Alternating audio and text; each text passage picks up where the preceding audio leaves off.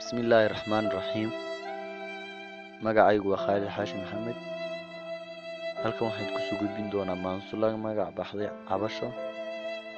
maansadan waxay soo baxday 2017 bishii labaad kowdeedii.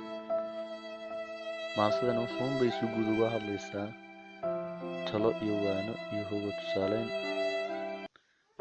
waxaanay ka falanqayn weyn ka bixinaysaa nolosha iyo inay noloshu tahay halkaa labada gelina, marna waayuhu ku saacidayaan, marna waqtigu ku eelayo. maansadan waa maanso aad iyo aad u gaaban laakiin macno weyn gudbinaysa. maansadan waxay ku bilaabmaysaa sidan: inaan oriyo maanso ama gabay cabeeyo indigayga maan gelin, caawa ka hor ismaan oran cabir weedhahaage, dadku yaana iilkiyo kaa garanin cadhadee, cindigaaga ku hayso waxaad cabasho leedahay, weligaana isooliyo ahow ruux alool maran.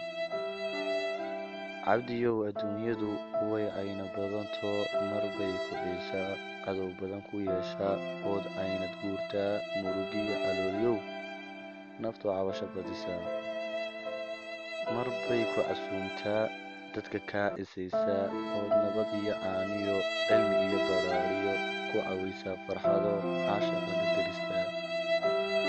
nololay caburisaay nin rageed ilaysaay, nacaskuun cisaysaay, hadmaan ku ciirsanoo calowyowga aan qabo iga caawin doontaa.